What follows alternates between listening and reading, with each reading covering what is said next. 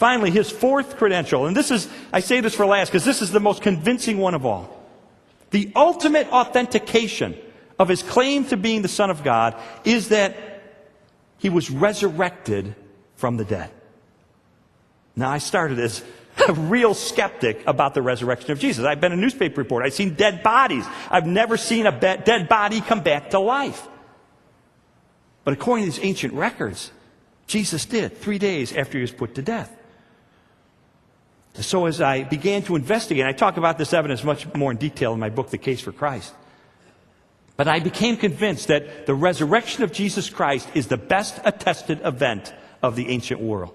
Let me just give you a few bits of evidence to back that up. First, the empty tomb of Jesus.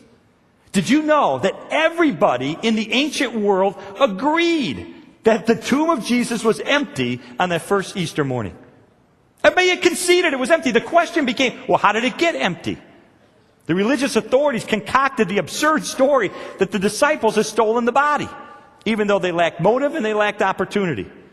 Besides which, why would the disciples want to steal the body just so they could be tortured to death for a lie? Doesn't make sense.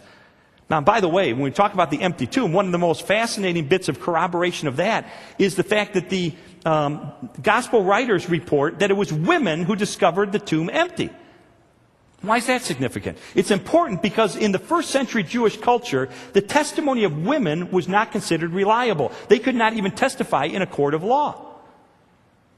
And so, if the writers of the gospel were going to try to, if they felt the freedom to make things up and just generate whatever, just, make it up as they go, they would never have said that women discovered the tomb empty, because that hurts their case in the first century. That audience are trying to convince it's an actual historical event. They would have said Peter discovered the tomb empty, John discovered the tomb empty, some man discovered the tomb empty. Why would they hurt their own case by saying that it was women that discovered the tomb empty? The only explanation I could come up with was, that's what happened. And they just were merely reporting the truth and letting the chips fall where they may, even though it was very inconvenient for them. The second strand of evidence for the resurrection is the 515 eyewitnesses who personally encountered the resurrected Jesus. I've interviewed eminent psychologists who told me convincingly that this could not have been the product of hallucinations.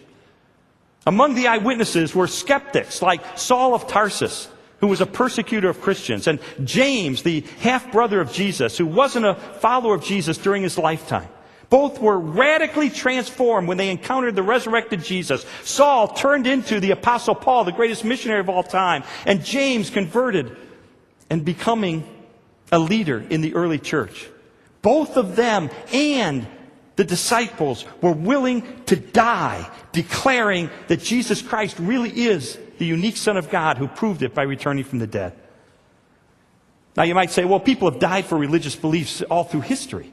Now this is different. This is very different. This isn't like some terrorist who kills himself with a suicide bomb or flying an airplane into a building because he sincerely believes if he dies that way, he'll go to paradise to be with his God. That terrorist can only believe that is true. But you know what? He doesn't know for a fact that it's true. He can only believe it.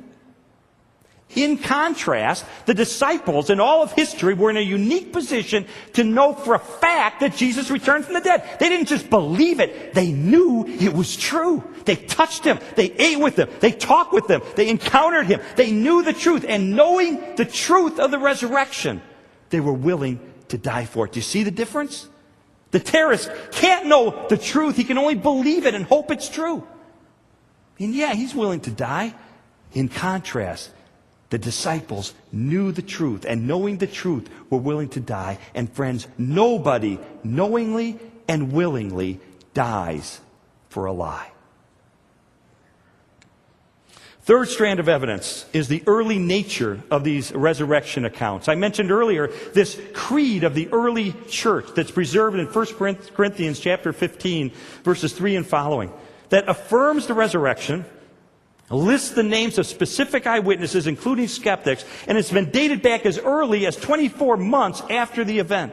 And the beliefs that make up that creed go right back to the cross itself. It would be unprecedented anywhere in the history of the world for legend to grow up that quickly and wipe out a solid core of historical truth. At the conclusion of my investigation, I found myself forced to agree with a guy who was sort of my hero when I went to law school. His name is Sir Lionel Luckhoo.